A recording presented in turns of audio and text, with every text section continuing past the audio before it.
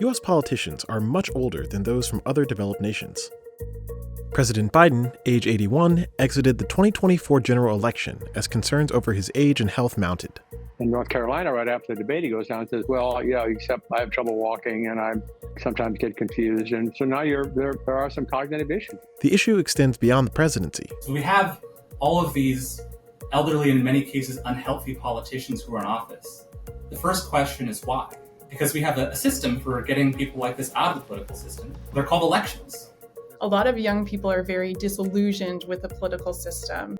Former President Donald Trump, at 78, became the oldest presidential nominee in history when President Joe Biden removed himself from the race. I've decided the best way forward is to pass the torch to a new generation.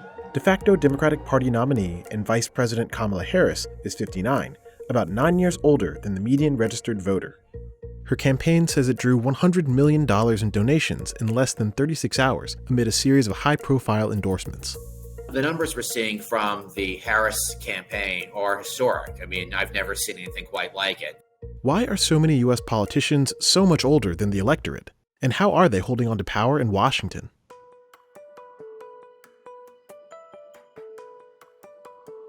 Over time, the age of U.S. lawmakers, on average, has crept up steadily.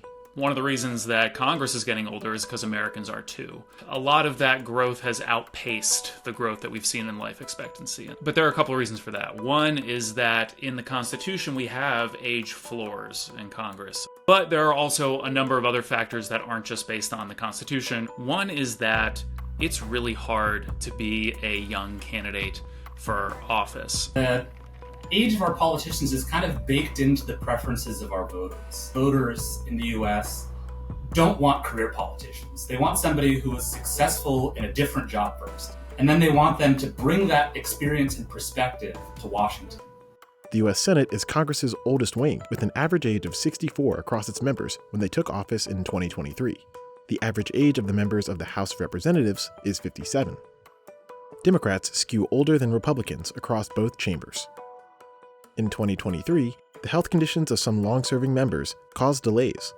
You need a politician who has the stamina and the physical and mental and cognitive capacity to do the job well.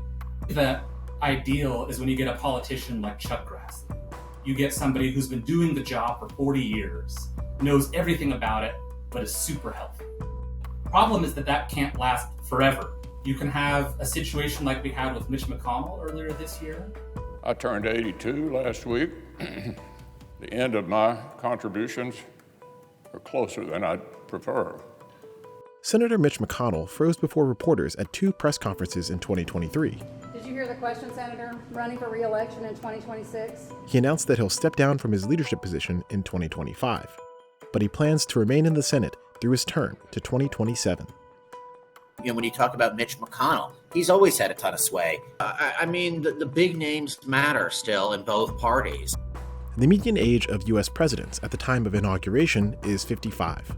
Both Presidents Trump and Biden were much older when they took the office.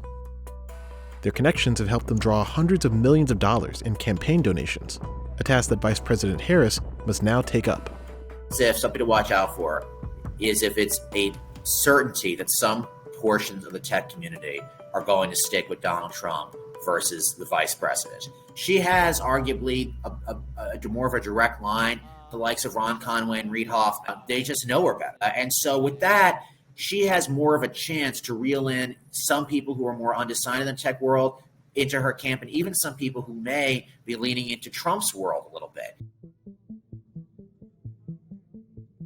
The U.S. population today is older than it's ever been, with a median age of 38.9. The age of the median registered voter has increased too. It was 50 in 2019, up from age 44 in 1996. As the country ages, voter turnout is hitting new records, with 2/3 of the country casting ballots in the 2020 presidential election. At the same time, younger voters showed up at lower rates when compared to older generations. Voting really comes at kind of an awkward age in young people's lives, where a lot of young people are leaving their parents' home for the first time. They're maybe starting college or careers. It's really difficult for them to have access to resources that help them do things just like register to vote. Older voters have a preference for Republican politicians, while younger voters tend to skew toward Democrats, according according to an August 2023 survey from Pew Research.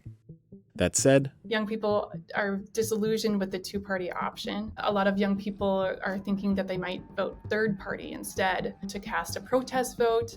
Most people's first election marks their party choices for years afterward. Some people think, well, you just get more conservative if you get older.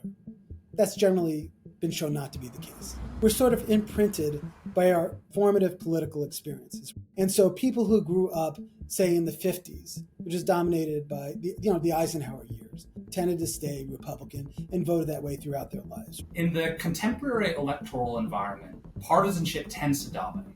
Characteristics of the candidate, such as their age or their health, will be second-order concerns by comparison.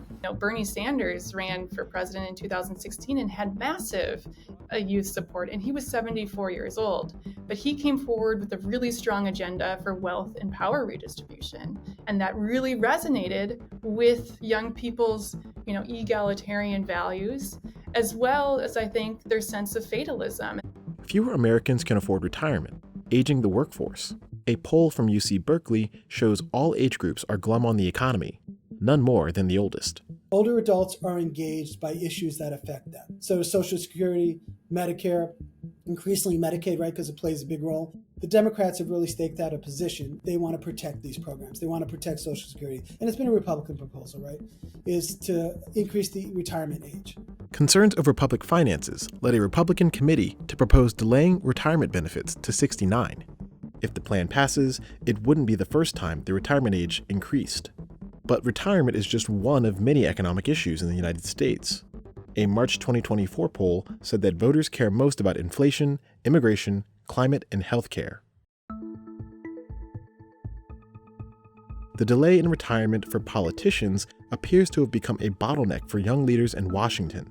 We see a political class that's getting older and older and older, and younger people, a lot of whom are trying to get into business and want to be successful leaders. They say, why would I get into politics? Why would I get into politics where I have to wait until I'm 75 years old to have a shot at these important positions in leadership? Nancy Pelosi, age 84, left her formal post as Democratic leader in 2022. The former speaker is running for re-election in 2024, having already served for 37 years. Nancy Pelosi, despite the fact that she is no longer House Speaker, is still a force to be reckoned with. We saw that with the fight with Biden. It's up to the president to decide if he is going to run.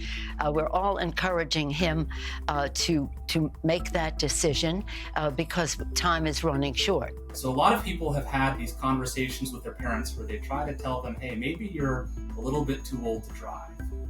And think about how a lot of those conversations go.